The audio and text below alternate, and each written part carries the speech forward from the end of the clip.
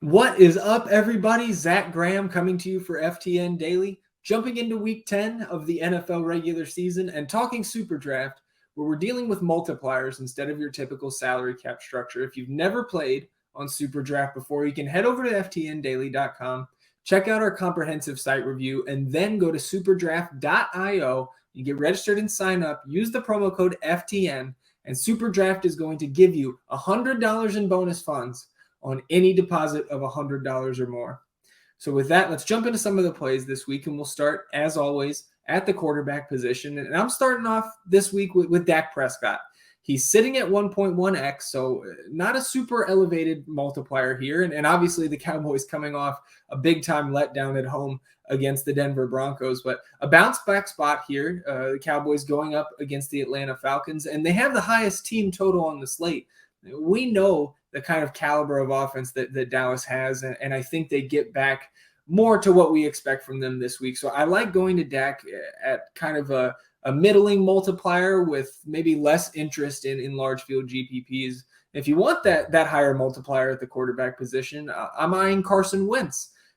He's been sneaky good for this Colts team over the last 4 or 5 games, and now gets a matchup with the Jacksonville Jaguars. And I know they just beat the Buffalo Bills, but this is still one of the worst defenses in the National Football League. The Colts have the 4th highest team total on this 11-game main slate here in Week 10. So I like Carson Wentz at that 1.45x multiplier. And looking in the backfields, a familiar name in this video every week, Najee Harris. That multiplier came down a little bit, but he's still at 1.15x, and he gets a matchup with the Detroit Lions this week. We've seen other teams with much worse records. Philadelphia 2 weeks ago comes to mind, where they put up 40 real points on this Detroit team. And now Pittsburgh gets them at home. And Najee Harris, over 25 opportunities per week. That's a massive workload for a running back at any multiplier. So I like getting Najee in there again this week against Detroit. And a little bit higher multiplier, an ex-Steeler here now in Arizona is James Conner. And James Conner going to see elevated opportunity this week against Carolina with Chase Edmonds out, the high ankle sprain. And James Conner, even with Edmonds in, has been a great fantasy asset this year, both in season long and in daily formats. So he's leading the league, or I guess I should say tied, with Derrick Henry in rushing touchdowns. But with Derrick Henry on the shelf, James Conner looks to build on that lead over the rest of the league in the rushing scores department, and I think he can get in again. I like him at that 1.3x multiplier against Carolina. Looking to the wideouts, I'm looking to stack, with those 2 quarterbacks I mentioned. First up, CeeDee Lamb, 1.3x still, and again, Cowboys as a team let us down last week against the Broncos, but you can stack him up with Dak.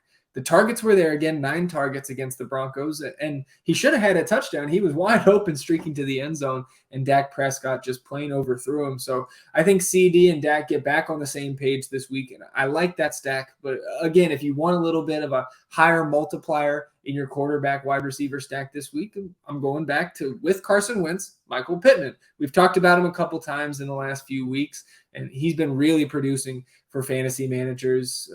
Again, the matchup with Jacksonville is nice, and he's been finding pay dirt touchdowns in 4 of the last 5 games for the Colts. So I like Michael Pittman 1.5x this week on SuperDraft. And to wrap up at the tight end position, this is kind of a play contingent on Kyler Murray being there. I want Murray under center to play Zach Ertz at 1.45x.